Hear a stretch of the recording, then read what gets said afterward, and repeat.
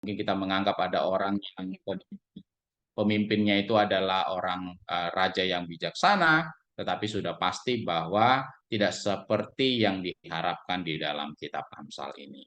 Ya, selanjutnya, siapakah yang dapat berkata, aku telah membersihkan hatiku, aku tahir dari dosaku. Ini berarti bahwa tidak ada manusia di dunia ini yang sepenuhnya tidak bersalah. Dan saya pikir Bapak Ibu sudah tahu ayat ini Bapak Ibu ya, semua orang telah kehilangan kemuliaan Allah dan tak ada satupun yang tidak berbuat dosa.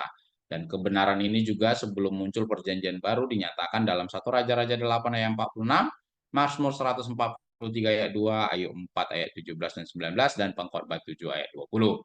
Hal ini tidak berarti bahwa umat manusia tidak bisa terhapuskan dosanya Bapak Ibu. Tetapi ini berarti bahwa tugas pemurnian moral itu tidak pernah selesai selama kita hidup di dunia ini. Itu sebabnya kita selalu menjalani hari-hari kita di dalam Tuhan yang semakin hari semakin dimurnikan, yang semakin hari semakin diperbaharui. Selanjutnya, dua macam batu timbangan, dua macam takaran, kedua-duanya adalah kekejian bagi Tuhan. Nah, ini artinya bahwa kita tidak boleh memiliki dua timbangan atau dua takaran kering yang berbeda. Misalnya satu kita buat untuk beli, satu lagi untuk menjual. Nah, saya berharap Bapak Ibu yang menjadi pengusaha di sini tidak melakukan hal ini karena ini adalah sebuah kekejian di hadapan Tuhan. Nah, satu eva dijelaskan di dalam kitab Perjanjian Lama itu adalah takaran kering sekitar 13 sampai 22 liter. Nah, ini mirip dengan Amsal 20 ayat 23 yang dijelaskan ulang dalam ulangan 25 ayat 13 sampai 16 bahwa di dalam kitab Musa dilarang memiliki dua ukuran yang berbeda, baik batu timbangan maupun eva, dan ini menekankan keadilan dalam timbangan dan takaran. Itu sebabnya Bapak Ibu, mungkin Bapak Ibu yang menjadi pengusaha atau menjadi pedagang, itu ada kalibrasinya. Nah, ini perlu dikalibrasi Bapak Ibu, jadi timbangan Bapak Ibu dikalibrasi sehingga tidak merugikan orang lain. Ya, memang mungkin terjadi di pasar ya. Jadi beda untuk timbangan untuk membeli supaya kita bisa dapat lebih banyak dan beda timbangan untuk menjual supaya kita bisa untung banyak. Ya, barangnya kuantitinya lebih sedikit tapi harganya bisa lebih. Nah, kalau kita beli barangnya kuantitinya lebih besar dan harganya tetap. Nah, ini adalah sebuah kekejian di hadapan Tuhan. Kita harus samakan timbangan untuk membeli sama dengan timbangan untuk menjual. Jangan sampai kita menipu Bapak Ibu. Ya, selanjutnya, anak-anak pun sudah dapat dikenal dari perbuatannya, apakah bersih dan jujur kelakuannya. Ini berarti bahwa seorang anak itu dikenal dari perbuatannya meskipun dia masih kecil. Dan jika tingkah lakunya itu suci dan lurus, kita bisa lihat dari masa kecilnya Bapak Ibu.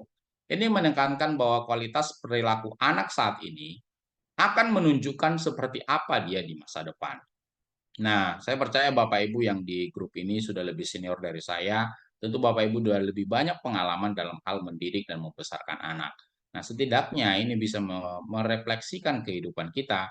Ketika kita memperhatikan anak kita begini, loh, kira-kira masa depannya seperti ini, mungkin Bapak Ibu yang sudah lebih senior dari saya bisa merasakan apa yang disampaikan oleh kitab Amsal ini. Nah, tindakan itu ma'alalim mengacu pada permainan atau perilaku kekanak-kanakan. Sementara perilakunya Polo merajuk pada kualitas perilakunya secara keseluruhan. Nah, ada bahasa Ibrani-nya adalah hitnaker, berarti dikenal atau dikenali, mengidentifikasi bahwa tindakan anak mengungkapkan karakternya yang akan datang. Jadi, kalau kita melihat, ya mungkin pepatah bahasa Indonesia ya, yang diingatkan di sini, kecil teranjak-anjak, besar terbawa-bawa. Nah, saya pikir ini relevan dengan ayat ini Bapak Ibu. Jadi dengan melihat anak kita seperti apa, ya mungkin Bapak Ibu yang lebih senior, tapi saya pengalaman saya, ya anak yang masih kecil, saya udah lihat, ya ini menjadi warning juga bagi saya ketika anak saya mulai bertumbuh, saya lihat ayat firman Tuhan ini, mulai dari kecil ini, justru di situ saya harus berhati-hati, jangan sampai kejadian perilakunya atau tindakannya di masa depan itu miss bagi saya ketika saya miss di masa kecil dia yang sekarang.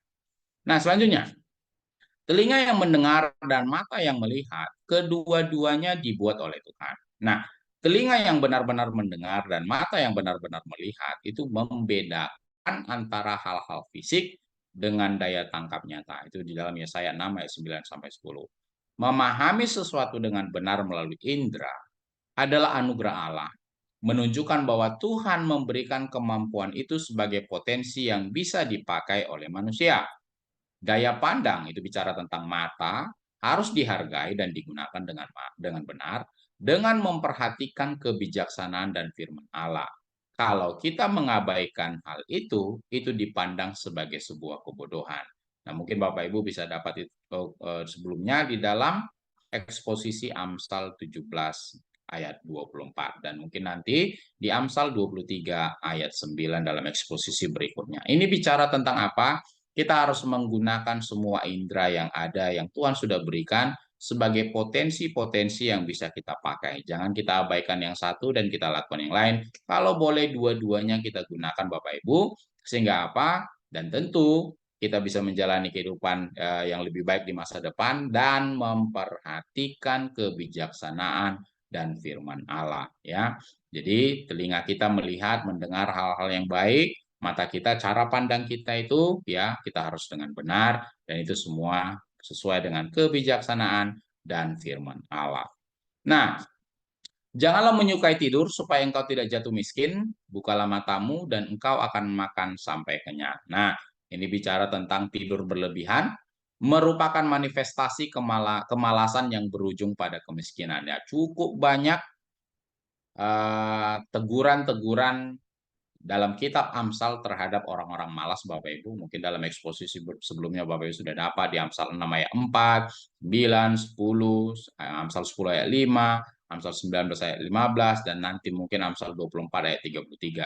Jadi kalau sedikit lagi tidur, sebentar lagi tidur, dan lebih banyak bermimpi daripada melakukan sesuatu, nah itu merupakan manifestasi kemalasan yang berujung kepada kemiskinan. Dan saya percaya Bapak Ibu yang di grup ini tidak ada yang suka tidur di sini, tetapi giat selalu berusaha, bekerja, dan juga melayani Tuhan. Nah, selanjutnya, tidak baik, kata si pembeli.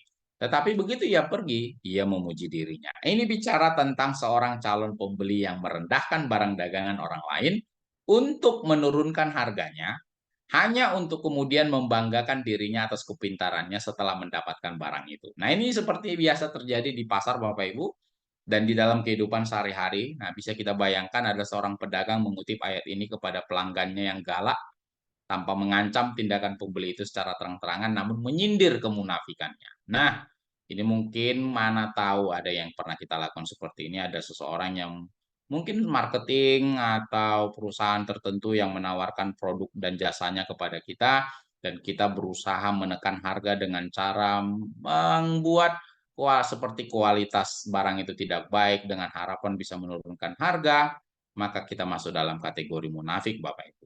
Ya mungkin sepele bagi kita atau mungkin hal itu lumrah dalam dunia bisnis dan saya pikir sebagai orang-orang yang sudah tahu firman, kita jangan lakukan ini. Jadi kita harus menyebutkan yang baik itu baik, yang buruk itu buruk. Jadi jangan kita katakan yang baik itu kita anggap kita bilang buruk supaya harganya turun, supaya kita bisa dapat best price, supaya kita bisa dapat harga terbaik. Dengan segala macam cara kita upayakan gimana caranya supaya harga itu turun dan kita bisa dapatkan harga. Nah, saya berharap kita di tempat ini tidak ada yang seperti itu.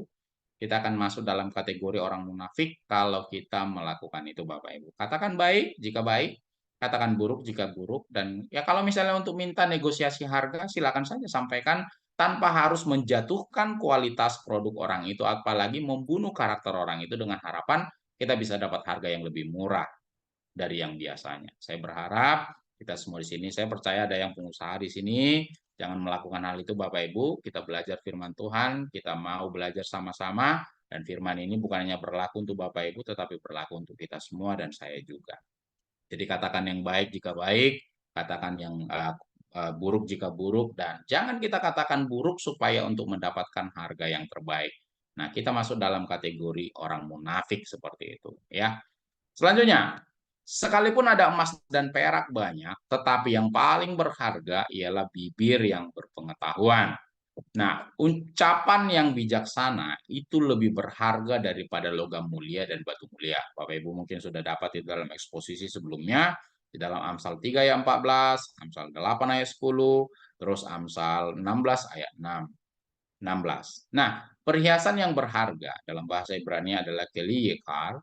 Perhiasan itu jauh lebih berharga dibandingkan dengan emas atau batu rubi atau batu permata, Bapak Ibu. Bahannya memang sama, tetapi mendapat nilai tambah seni. Jadi kalau sesuatu barang misalnya kita temukan batu permata atau batu batu cincin lah gambarannya Bapak Ibu. Batu cincin yang masih bongkahan itu tentu nilainya jauh lebih rendah dibandingkan dengan batu cincin yang sudah ditempa, dibentuk. Ya, nah gambarannya seperti itu Bapak Ibu. Mungkin bahannya sama, tetapi ketika sudah ada nilai tambah seninya, nilainya bertambah. Nah, hal yang sama dengan ketika eh, perkataan kita halus dan penuh dengan seni. Nah, itu juga harus dilakukan dengan hati-hati, Bapak Ibu. Supaya apa? Supaya yang kita sampaikan itu benar-benar berharga. Nah, kalau misalnya Bapak Ibu perhatikan orang yang buat intan atau permata atau berlian, Bapak Ibu. Mereka melakukan itu, mengerjakan itu dengan hati-hati dan presisi. Supaya apa? Nilainya pas. Nilainya itu memang tertinggi, maksimal. Nah, hal yang sama dengan kita, ketika kita berbicara, kita lakukan itu dengan hati-hati dan kita lakukan itu dengan presisi, dan itu penuh dengan pengetahuan yang benar, ada nilai tambahnya di dalam perkataan kita itu, Bapak Ibu. Gambarannya seperti itu. Jadi, kalau hanya sekedar berpengetahuan saja, tanpa ditambahi dengan nilai seni, dengan berkata-kata, dan tentu kita jangan sampai katakan kita munafik, Bapak Ibu, dengan apa adanya kita sampaikan, tapi dengan dibalut dengan seni, sama seperti seorang yang membuat apa namanya berlian itu tadi dengan hati-hati dan presisi, itu ada nilai tambah dan itu jauh lebih berharga daripada emas dan permata yang banyak. Jadi perkataan yang benar, disampaikan dengan cara yang benar, disampaikan dengan hati-hati dan presisi, itu berharga Bapak Ibu. Selanjutnya, ambillah pakaian orang yang menanggung orang lain dan tahanlah dia sebagai sandera, ganti orang asing. Nah, ini adalah sebuah warning bagi kita. Memberikan jaminan atas pinjaman orang lain dapat berujung pada kehilangan harta sendiri atau penyebab penyitaan harta. Mana tahu ada di antara Bapak Ibu yang pernah mengalami ini. Mungkin keluarga meminjam uang dari bank atau minjam dari lembaga keuangan lain. Mungkin secara apa mereka tidak sanggup, terus kita memberi jaminan. Dan akhirnya mereka mungkin kredit macet dan lain sebagainya. Kita mungkin punya pengalaman seperti itu. Nah, di Alkitab sudah diingatkan untuk kita, kalaupun kita sudah punya pengalaman itu, atas dasar apapun, sebaiknya jangan dilakukan lagi. Nah, ada mungkin yang keluarga kita yang mau coba, ya minta tolong ke kita untuk sebagai penjamin mereka terhadap pinjaman orang lain. Nah, melalui kebenaran firman Tuhan ini kita diingatkan untuk tidak mengambil bagian itu. Sekalipun mungkin kita mungkin iba atau bermaksud baik untuk membantu orang itu, tapi sebaiknya jangan lakukan hal itu. Karena apa?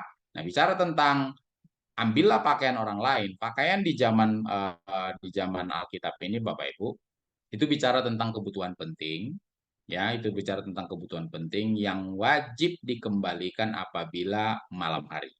Nah, artinya apa? Kalau udah sempat diambil pakaian orang lain dan tidak dikembalikan, berarti itu bicara tentang tidak ada lagi hartanya apa-apa. Ya, ayat ini menunjukkan bahwa kehilangan jaminan adalah konsekuensi yang sangat serius, bahkan lebih buruk daripada kebangkrutan sendiri. Ini kaitannya dengan orang asing, karena menggantikan dirinya sendiri dengan orang yang tidak dikenalnya. Coba bayangkan Bapak Ibu, jadi kalau kita menanggung jaminan orang lain, menjadi penjamin pinjaman orang lain, maka sebenarnya itu kita menggantikan diri kita sendiri dengan orang yang tidak kenal, yang tidak punya value di dalam kehidupan kita. Tapi kan itu keluarga Pak Jul. Ya, sekalipun keluarga, tapi Alkitab mengingatkan kita, jangan sampai kita menjadi penanggung pinjaman orang lain. Ini peringatan buat kita. Ya mungkin Bapak Ibu ada yang pengusaha, keluarga, atau yang apa mau membantu kita. Firman Tuhan mengingatkan kita, ini adalah hikmat, dan saya pikir ini relevan. Jangan sampai kita menjadi penjamin pinjaman orang lain. Kenapa? Kita akan kehilangan atau kerugian banyak hal. Nah, selanjutnya, roti hasil tipuan sedap rasanya, tetapi kemudian mulutnya penuh dengan kerikil. Keuntungan yang diperoleh melalui penipuan memang awalnya tampak seperti makanan yang istimewa dan lezat, Bapak Ibu. Dan penipu itu akan merasa bahwa dia telah menerima lebih banyak daripada yang dia investasikan atau yang dia keluarkan, dan menganggapnya dirinya benar. Seperti yang dikatakan oleh perempuan bodoh di dalam Amsal 9 ayat 17 yang mungkin Bapak Ibu sudah dapat dalam eksposisi berikutnya. Air curian itu manis, makanan rahasia atau makanan yang disembunyikan itu terasa nikmat. Tapi rasanya cepat menjadi buruk. Nah, makanan-makanan yang seperti itu, perbuatan-perbuatan yang seperti itu, hasil-hasil bisnis yang seperti itu, yang rasanya enak, sedap di awal, bisa berubah menjadi kerikil dan menghancurkan gigi pemakannya serta membuat orang itu muntah, Bapak Ibu. Jadi, ini artinya jangan sampai kita mendapat sesuatu, mendapat aset, mendapat harta, mendapat sesuatu dengan hasil tipuan, Bapak Ibu. Nah, saya berharap ya tidak ada satupun hamba-hamba Tuhan yang di sini yang mau menipu orang lain untuk mendapatkan sesuatu yang merugikan orang lain dan tidak bisa mempertanggungjawabkan. Ya, roti tipu daya adalah roti yang diperoleh dengan tipu daya, namun pada saat yang sama juga roti itu akan menipu orang yang memakannya. Artinya apa? Ya bahasanya mungkin Bapak Ibu pernah dengar adalah ya walaupun ini tidak menggambarkan situasi yang apa, uang hantu dimakan setan atau uang setan dimakan hantu. Begitu gambarannya Bapak Ibu ya. Jadi ketika sesuatu yang kita dapat dengan cara yang tidak halal, maka itu akan berubah untuk menghancurkan kehidupan kita kelak, cepat atau lambat. Karena roti tipuan sedap rasanya, tapi kemudian berubah menjadi kerikil. Kita bayangkan Bapak Ibu, pasir saja waktu kita makan nasi, kita makan begitu sudah tidak enak, ini bisa berubah menjadi kerikil, artinya tidak ada yang bisa kita nikmati dari hasil tipuan itu Bapak. Ya, selanjutnya. Rancangan terlaksana oleh pertimbangan, sebab itu berperanglah dengan siasat. Nah, ini penting. Di dalam Amsal 11 ayat 14 yang mungkin Bapak Ibu bisa sudah dapat, perencanaan strategis itu sangat penting dalam peperangan, Bapak Ibu. Nah, perang adalah salah satu contoh upaya memerlukan pemikiran ke depan. Artinya apa? Sudah ada antisipasi, sudah ada planning, sudah ada mengukur kemampuan tentara kita dan lain sebagainya. Nah, Amsal ini mengapresiasi kekuatan perencanaan. Jadi pentingnya perencanaan dalam kehidupan kita. Dan nasihat dalam segala hal sebagaimana yang dinyatakan di dalam Amsal 15 ayat 22, rencana digagalkan karena kurangnya nasihat, tetapi jika banyak penasehat, maka rencana itu berhasil. Itu artinya Bapak Ibu, kita tidak perlu ada yang terburu-buru dalam melakukan segala hal, rencanakan dengan baik, yang mungkin Bapak Ibu yang jauh lebih punya pengalaman daripada saya, yang pemimpin perusahaan, memulai sebuah proyek, membuat sebuah usaha, tentu dibutuhkan perencanaan yang matang, dibutuhkan yang namanya bisnis plan, analisis kelayakan usaha, dan lain sebagainya. Nah, itu penting.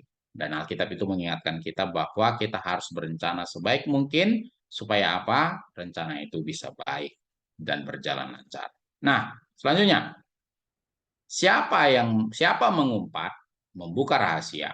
Sebab itu, janganlah engkau bergaul dengan orang yang bocor mulut. Ya, orang yang mengumbar fitnah itu akan membocorkan rahasia kita, Bapak Ibu. Maka menjauhlah darinya. Jadi, mungkin kebenaran yang kita harus pegang, orang yang suka menggosip dengan kita, ya mungkin sekali waktu akan menggosipi kita, ya. Nah, ayat ini bicara juga hampir sama dengan Amsal 11 ayat 13. Nah, bermulut besar itu orang yang melebarkan bibirnya itu secara harfiahnya Bapak Ibu. Nah, orang ini kemungkinan besar akan membeberkan masalah pribadi kita, membeberkan hal-hal pribadi yang harusnya tidak banyak diketahui oleh orang lain, ya. Nah, itu sebabnya kita dilarang untuk bergaul dengan para pencemooh, para penggosip, ya. Jauh lebih baik kita berkumpul, jauh lebih baik kita bersekutu, jauh lebih baik kalau kita mengalokasikan waktu kita dengan orang-orang yang tidak menceritakan orang lain. Ya, fokus lebih bagus menceritakan kebenaran firman Tuhan daripada menceritakan kejelekan orang lain. Kenapa? Sekali waktu orang itu juga akan membeberkan masalah pribadi kita, rahasia pribadi kita dan lain sebagainya, ya. Jadi kita tidak hanya harus menghindari orang yang memfitnah, sebagaimana yang diwajibkan dalam hukum, tetapi juga kita harus menjauhi orang yang cerewet, orang yang selalu mengumbar ke sana ke sini, suka ceritain, nggak ada hubungannya sama dia, nggak ada hubungannya sama kita, tapi diceritain ya. Tentu kita harus bisa menyeleksi siapa teman-teman kita, siapa sahabat-sahabat kita yang bisa kita ajak untuk bercerita ya, untuk ngobrol atau ngopi bareng. Tapi kita juga harus lihat orang itu adalah orang yang bisa dipercaya, yang bukan membocorkan rahasia, yang dalam ini diterjemahkan sebagai orang yang bocor mulut ya, yang tidak bisa menjaga rahasia, yang sekali waktu akan membeberkan masalah pribadi atau rahasia pribadi kita. Jadi artinya kita juga nggak sembarangan curhat ya atau menyampaikan sesuatu kepada orang yang belum qualified dalam hal menjaga rahasia. Ya, selanjutnya, siapa mengutuki ayah atau ibunya, pelitanya akan padam pada waktu gelap. Nah, mengutuk orang tua artinya ini bicara tentang meremehkan atau menghina mereka, meremehkan ajaran mereka, meremehkan nasihat mereka atau menghina mereka. Nah, itu adalah hal yang menjijikkan Bapak Ibu sesuai dengan Alkitab. Nah, itu nanti mungkin Bapak Ibu bisa dapatkan di Amsal 30 ayat 11. Nah, ini untuk kami mungkin yang muda-muda yang belum punya orang yang masih punya orang tua, untuk Bapak Ibu yang sudah tidak ada lagi orang tuanya tapi masih punya anak, mungkin bisa mengingatkan ya bahwa hukum itu menetapkan kalau mengutuki ayah dan ibunya itu sebagai pelanggaran berat. Itu di dalam Keluaran 21 ayat 17 dan Imamat 20 ayat 9. Dan itu termasuk salah satu dari 10 dekalog hukum Musa Bapak Ibu, yaitu kita harus menghormati orang tua kita. Apalagi sampai mengutuk itu artinya pelanggaran berat. Nah, memandang orang tua dengan hina saja itu juga termasuk hukuman berat Bapak Ibu, termasuk suatu pelanggaran berat. Ya, itu di dalam Amsal 30 ayat 17. Nah, mungkin ya ini juga pelajaran, mana tahu Bapak Ibu punya keturunan, punya anak-anak yang mungkin gaptek, sebagai orang tua mungkin gaptek, terus anaknya menghina, merendahkan orang tuanya, nggak tahu apa-apa dan lain sebagainya. Ya, boleh diingatkan ya, jangan sampai kita dihina, jangan sampai dipandang rendah oleh anak-anak, ya. Ingatkan mereka mungkin secara teknologi atau secara kemampuan, secara skill kami tidak sehebat kamu, tapi patokan dalam firman Tuhan itu harus kamu jaga supaya apa? Ingatkan, pelitanya, Nero, pelita, Ner. Itu adalah bicara tentang simbol keturunan, simbol kemakmuran dan penerangan spiritual. Nah, ini bisa juga mewakili keturunan sesuai dengan Amsal 13 ayat 9 dan Amsal 24 ayat 20. Jadi, siapapun yang menghina orang tuanya ini boleh disampaikan oleh Bapak Ibu yang punya anak-anak yang ya mungkin nggak kita katakan bahwa anak itu menghina orang tua, tetapi sebagai warning jangan sampai di dalam hatinya mungkin dia menghina orang tuanya atau memandang rendah orang tuanya. Maka orang yang seperti itu akan kehilangan garis keturunannya kalau ada, dan atau penerangan spiritualnya di masa depan itu akan padam atau tidak ada. Jadi ini warning buat orang tua juga untuk mengingatkan anak-anaknya, dan warning juga untuk kita yang masih punya orang tua, jangan sampai kita mengutuki ayah atau ibu, atau mungkin memandang rendah mereka, atau mungkin ya menganggap bahwa mereka itu enggak, apa namanya ya, enggak up to date dan lain sebagainya. Kita ingatkan orang tua, Bapak Ibu sebagai orang tua yang mungkin sudah opa, yang sudah jadi oma. Nah, diingatkan anak-anaknya jangan sampai memandang rendah, supaya apa? Kejadian seperti ini tidak terjadi dalam kehidupan anak-anak. Nah, selanjutnya, milik yang diperoleh dengan cepat pada mulanya akhirnya tidak diberkati. Nah, peringatan ini menyoroti bahaya mendapatkan harta keluarga dengan tergesa-gesa. Jadi ini milik bukan bukan bukan maksudnya kita dapat kekayaan cepat Bapak Ibu, tapi ini bicara tentang harta keluarga atau warisan. Ya, jadi kalau ada orang yang merampas warisan orang tuanya tergesa-gesa belum saatnya, itu mengakibatkan kekacauan dalam keluarga dan seringkali berujung pada kerugian. Ini menunjukkan bahwa kemakmuran yang sejati tidaklah terwujud dengan cara yang tergesa-gesa atau terburu-buru, apalagi merampas. Kenapa? Merampas dengan itu sangat cepat dapat ya, Bapak Ibu. Nah, itu sebabnya diingatkan, mana tahu ada juga di antara Bapak Ibu yang mau membagikan sesuatu kepada anak-anaknya, ya boleh, tetapi jangan tergesa-gesa, dan ingatkan ini supaya apa? Supaya tidak berujung pada kerugian apabila harta itu dibagikan. Selanjutnya, janganlah engkau berkata, aku akan membalas kejahatan, nantikanlah Tuhan, ia akan menyelamatkan engkau. Nah, ini untuk kita mungkin Bapak Ibu yang pernah disakiti. Nah, untuk kita mungkin Bapak Ibu yang pernah dirugikan oleh orang lain, ditipu oleh orang lain, dan lain sebagainya, dipersekusi, di macam-macam, ya, membalas dendam menunjukkan kurangnya keyakinan kita pada kehadiran Allah. Tapi nggak mati-mati Pak Jul. Dari dulu aku berharap supaya hancur bisnisnya, bangkrut perusahaannya, bukan itu yang muncul di pikiran kita Bapak Ibu? Atau narkoba lah anaknya, atau gimana, rusak lah semua anaknya, nggak ada satupun yang beres, bukan itu yang kita pikirkan Bapak Ibu? Kenapa? Ketika kita mencari balas dendam dan berusaha untuk menghancurkan hidup orang itu, berarti kita tidak yakin pada kehadiran Allah. Kan nggak sabar kita nunggu Pak Jul menghancurkan orang itu. Jangan, ya biarkan Allah yang bertindak dengan segala keadilannya, Bapak.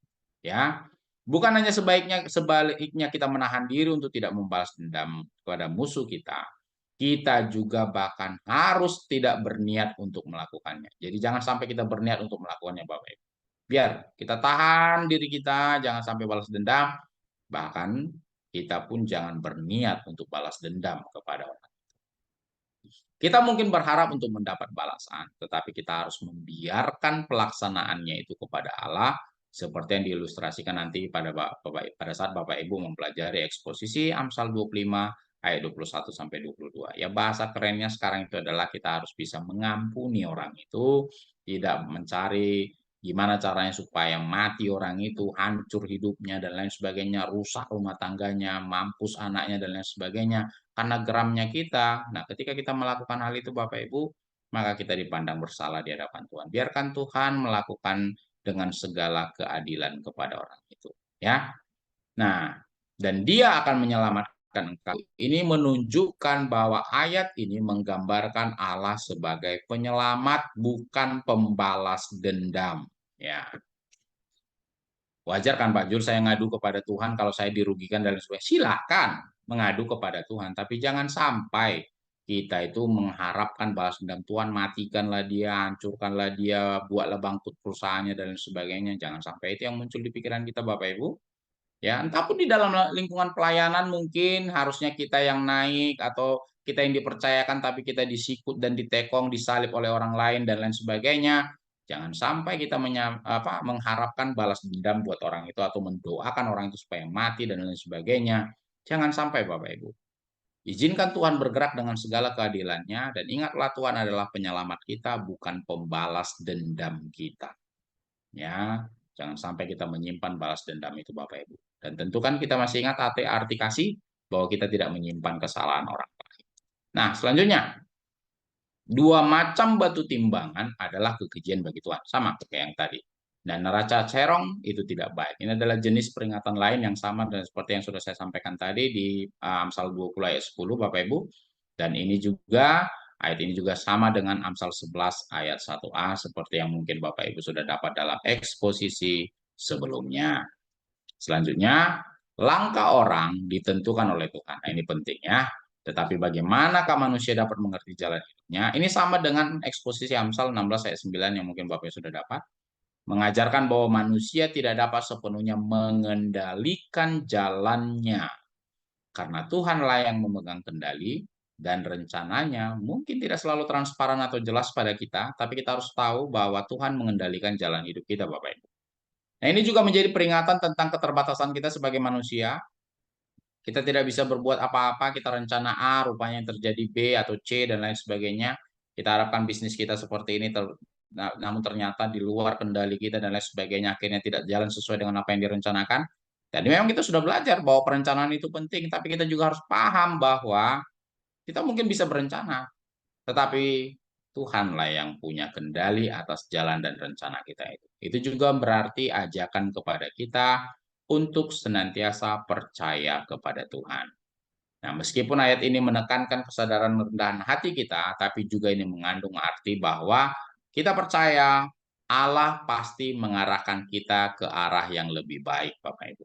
Kalau kita percaya kepada Allah bahwa segala sesuatu yang kita lakukan dan segala sesuatu yang terjadi dalam hidup kita di bawah kendali Allah, kita tahu bahwa apa yang kita lakukan, apa yang kita alami hari ini, itu adalah yang terbaik dalam hidup kita. Jadi kita harus paham, bisa kita berencana, silakan. Dianjurkan kita punya rencana, jangan hanya jalan seperti air mengalir, bukan. Tapi kita bisa buat rencana, tapi kita harus percaya bahwa Allah yang mengendalikan jalan hidup kita, bukan kita. Ya, kita bukan Tuhan, Allah yang mengendalikan seluruh keberadaan hidup kita. Kita mungkin punya rancangan A, namun Tuhan izinkan rancangan C dan lain sebagainya. Kita harus percaya bahwa disitulah Allah akan menuntunkan atau mengarahkan kita ke arah yang jauh lebih baik. Nah, selanjutnya, suatu jerat bagi manusia ialah kalau ia tanpa berpikir mengatakan kudus dan baru menimbang-nimbang sesudah bernazar. Nah, karena masa depan tidak ada yang tahu, di ayat 24b, seseorang harus sangat berhati-hati dalam mengucapkan nazar. Ya, mungkin Bapak Ibu sudah pernah belajar tentang nazar. Nazar seorang laki-laki, nazar seorang perempuan, kalau misalnya dia masih gadis, Itu nazarnya bisa dibatalkan oleh ayahnya. Kalau nazar seorang perempuan sudah bersuami, nazar perempuan itu bisa dibatalkan oleh suaminya, itu sesuai dengan kitab perjanjian lama. Nah, dia tidak tahu apakah dia mampu membayarnya ketika saatnya tiba. Artinya jangan sampai kita asal ucap Bapak Ibu untuk najar, najar, najar gitu. Apalagi ada keinginan kita yang mendesak dan lain sebagainya, terus kita langsung bilangkan najar tanpa berpikir panjang, dan kita juga tidak tahu apakah ini kita bisa bayar nanti suatu kelak atau tidak. Hanya demi keinginan kita sesaat ini, pokoknya najar, kalau Tuhan izinkan aku bisnisku jalan begini, aku najarnya begini Tuhan. Nah, hal-hal seperti itu jangan sampai terjadi Bapak Ibu. Kita harus benar-benar mempertimbangkan dengan baik. Karena pembayaran nazar diwajibkan dalam Bilangan 30 ayat 3, Ulangan 23 ayat 22 sampai 24, dan Mazmur 50 ayat 14. Nah, pengkhotbah memperingatkan secara panjang lebar agar tidak mengucapkan sumpah atau berbuat sumpah yang terburu-buru dan menunda untuk memenuhi sumpah itu. Artinya ketika kita sudah bernazar, kita sudah berjanji kepada Allah, nah kita wajib menepatinya. Oleh sebab itu, jangan sampai kita tidak menepatinya. Karena nanti kalau Bapak Ibu baca bagaimana nazar itu dipenuhi, itu berat, ada dendanya lagi malah ya Bapak Ibu, kalau kita tidak terapkan. Dan bahkan mungkin bisa kita dipandang sebagai orang yang berdosa, yang gimana, kalau anakku sembuh Tuhan, aku akan begini, aku nazarnya begini, dan lain sebagainya. Rupanya sudah sembuh, nggak ditepati. Nah itu hati-hati Bapak Ibu. Kalau kita mengingatkan kita, jangan sampai kita tergesa-gesa ya untuk bernazar, tapi kita tidak memikirkan sanggup nggak kita melakukannya di masa yang akan datang. Jangan hanya demi pemenuhan kebutuhan atau pemenuhan keinginan kita yang sekarang ini, tanpa memikirkan nanti di masa depan bisa nggak kita penuhi nazar kita. Nah, itu yang perlu kita diingatkan melalui ayat ini. Selanjutnya, raja yang bijak dapat mengenal orang-orang fasik dan menggilas mereka berulang-ulang. Nah, ini hanya berlaku bagi raja bijaksana, Bapak Ibu. Kalau tadi kita belajar dalam pasal-pasal sebelumnya, itu bicara tentang raja yang adil. Nah, keputusan hukum yang dibuat oleh raja yang diwujudkan dengan pengusiran pelaku kejahatan dari kerajaan itu adalah raja yang bijaksana. Jadi kalau seperti yang saya sampaikan tadi, raja yang adil itu tidak mau pelaku kejahatan itu dibawa di dalam kerajaannya, dia harus usir itu orang itu dari wilayah kerajaannya. Nah, ini raja yang bijaksana menggilas. Nah, kata menggilas secara harfiahnya itu adalah memutar roda di atas orang itu, ya. Menegaskan hukuman atau kehancuran yang diberikan kepada pelaku kejahatan, seperti proses mengirik gandum ya. Kalau Bapak Ibu mungkin di sawah, di ladang dulu waktu panen padi, bagaimana melepaskan biji padi dari ininya sekamnya. Nah, seperti itu menggunakan mesin perontok ya. Jadi raja yang bijaksana itu akan merontokkan orang-orang jahat di daerah kuasa kerajaannya. Jadi kalau raja yang lalim itu malah dia akan membuat orang jahat itu bertumbuh subur di wilayah kekuasaannya. Ya. Selanjutnya, roh manusia adalah pelita Tuhan yang menyelidiki seluruh seluruh lubuk hatinya. Nah, Tuhan tidak melewatkan apapun di dalam kehidupan kita Bapak Ibu, bahkan pikiran yang tersembunyi sekalipun Tuhan tahu. Ini mengingatkan bahwa Allah melihat segala kedalaman hati kita. Dan ini juga menjadi sekaligus sebagai penghiburan yang tulus bagi kita yang tulus Bapak Ibu. Nah, lembaga kita menerjemahkan itu roh. Jadi sebenarnya itu bukan roh, karena itu bukan bicara tentang ruah, tetapi itu adalah nesma, ya. Jadi istilah nafas dalam Alkitab itu tidak selalu merujuk pada hati nurani, ya, tetapi juga nafas kehidupan, ya, yang menekankan bahwa Tuhan melihat jauh ke dalam pikiran manusia, seperti pelita yang menerangi ruangan yang gelap untuk memeriksa dengan teliti. Ya, seluruh lubuk hatinya itu dalam bahasa Ibrani-nya adalah heder, yang artinya adalah ruang gelap atau bagian yang tersembunyi. Jadi ini berbicara bahwa Tuhan itu tahu hal yang tersembunyi di dalam diri kita. Nah, diibaratkan bahwa hal yang tersembunyi itu seperti ruangan gelap. Nah, ketika Tuhan melirik hati kita itu sudah seperti ada pelita, ada yang menerangi. Jadi jangan harap bahwa Tuhan tidak tahu apa yang terjadi dalam lubuk hati kita. Itu arti daripada ayat ini, Bapak Ibu. Jadi ini sekaligus jadi penghiburan bagi kita juga, Bapak Ibu. Jangan sampai kita mengatakan bahwa nggak ada yang tahu kesusahanku, Pak Jul.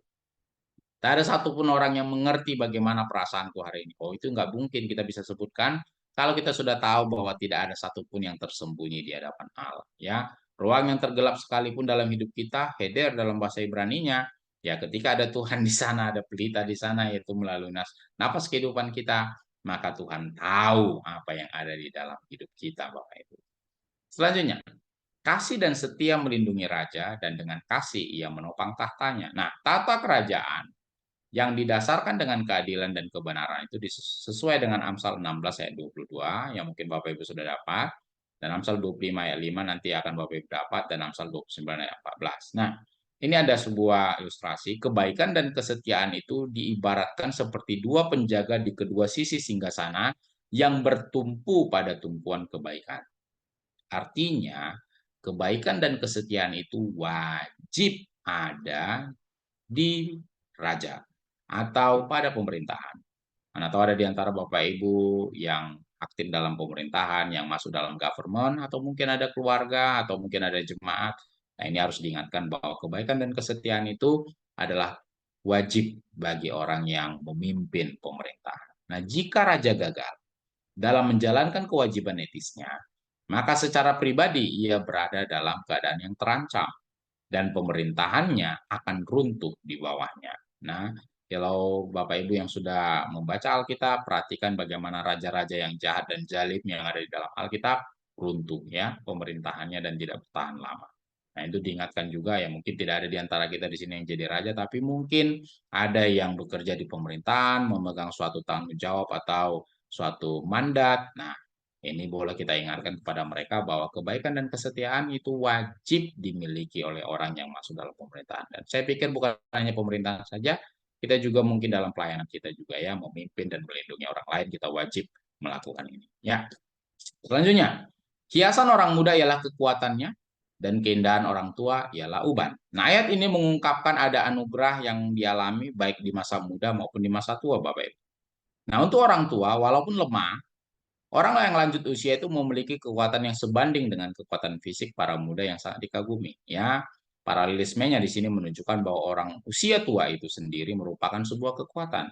Nah, rambut putih melambangkan usia, dan ini adalah suatu yang patut dibanggakan. Nah, kenapa dibilang rambut putih? Ya, tentu arti sudah banyak, ya bahasanya mungkin yang biasa kita dengar Bapak Ibu, sudah banyak makan asam garam. Ya, itu gambarannya ya Bapak Ibu ya.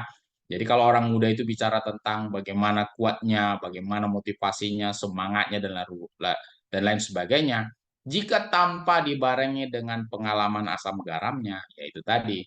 Jadi walaupun orang tua mungkin secara fisik lemah, tetapi mereka memiliki kekuatan, yaitu berbicara tentang pengalaman dan pengetahuan mereka yang mereka jalani selama ini. Nah, di mata orang bijak, rambut putih adalah bukti kehidupan yang sukses dan kebijaksanaan yang didapatkan bertahun-tahun. Nah, ayat ini mirip dengan Amsal 16 ayat 31. Nah, selanjutnya, bilur-bilur yang berdarah membersihkan kejahatan dan pukulan membersihkan lubuk hati. Ini bicara tentang hukuman badan, seperti yang disampaikan Amsal 10 sampai Amsal 10:29. Tidak hanya bersifat fisik tetapi juga mencapai kedalaman pikiran dan hati, yang gunanya adalah untuk mendisiplinkan pikiran-pikiran yang tersembunyi dalam diri kita. Nah, ayat 22 ayat 15 nanti Amsalnya menyatakan bahwa kebodohan melekat pada hati orang muda, tetapi disiplin dapat menghilangkannya. Itu tentu pendisiplinan itu, ini dulu bicara yang pertama dulu Bapak Ibu. Jadi bilur-bilur yang berdarah itu membersihkan kejahatan dan pukulan membersihkan lubuk hati, itu bicara pertama sekali adalah pendisiplinan. Nah, penggunaan istilah memar akibat luka menunjukkan intensitas hukuman tersebut. Artinya apa? Bukan hanya sekali aja, berkali-kali didisiplinkan itu orang supaya apa? Dia bisa bersih, dia bisa tidak melakukan kebodohan, dan dia bisa sesuai dengan apa yang diarahkan. Nah, kata gerusan seharusnya dibaca seperti menggosok ya, atau menyoroti efek dari disiplin dari batinnya manusia. Jadi ketika kita didisiplinkan, ketika kita ditegur, ya mungkin bahasa yang kita dengar bahwa Tuhan menegur kita. Nah, gambarannya seperti itu, mungkin lewat dari kerugian atau mungkin sakit penyakit dan lain sebagainya. Nah, anggap itu adalah suatu bentuk pendisiplinan untuk membersihkan mungkin motivasi kita yang tidak benar atau mungkin kehidupan kita yang tidak benar. Nah, seperti itu. Nah, ini juga menunjukkan bahwa hukuman tidak hanya mempengaruhi fisik, tetapi juga mempengaruhi kehendak dan pikiran kita. Siapa tahu kita itu mungkin memikirkan sesuatu yang tidak sesuai dengan kebenaran firman Tuhan, terus kita ditegur atau tanda kutip kita dipukul, dan itu pukulannya berkali-kali, maka itu menjadi suatu peringatan buat kita. Itu untuk kita. Nah, untuk Tuhan Yesus, Bapak Ibu, ini juga kaitannya dengan konsep penebusan yang dilakukan oleh Tuhan Yesus, bahwa bilur-bilurnya membersihkan kita dari kejahatan kita semua. Jadi Bapak Ibu, 30 ayat sudah saya sampaikan tadi, ya semoga apa yang saya sampaikan ini bisa berguna buat kita semua. Bersatu dalam doa. Terima kasih Tuhan, kami bersyukur untuk rahasia kebenaran firman-Mu yang diungkapkan kepada kami melalui eksposisi Amsal 20 Tuhan. Ada 30 ayat yang sudah kami bahas dan mungkin ada beberapa ayat atau mungkin hampir semua ayat yang mengena di dalam kehidupan kami. Tuhan ajari kami dan kalau kami melakukan sesuatu yang tidak benar sesuai dengan eksposisi pasal 20 ini, Tuhan ampuni kami dan biarlah kami bisa mengalami perubahan lewat karya Roh Kudus-Mu yang ada di dalam hidup kami sehingga kami semakin hari semakin diperbarui, kami semakin hari semakin baik di hadapan Tuhan dan Tuhan kiranya dipermuliakan. Mampukan kami bukan hanya sekedar mengerti dan memahami eksposisi Amsal 20 ini, tapi mampukan kami juga untuk melakukan apa yang menjadi kewajiban kami sebagai anak-anak Tuhan. Dan kami semakin hari semakin bijaksana, semakin hari semakin diperbaharui, dan Tuhan kiranya dipermuliakan. Biarlah kebenaran firman itu ditabur di dalam hati kehidupan kami Tuhan, tumbuh berakar berkembang serta menghasilkan buah dan hidup kami penuh dengan buah. Dan mampukan kami juga bukan hanya memahaminya, tapi juga kami bisa mengajarkannya kepada orang lain. Dan Tuhan kiranya dipermuliakan. Ini doa kami, hanya di dalam nama Tuhan Yesus Kristus kami berdoa mengucap syukur. Amin.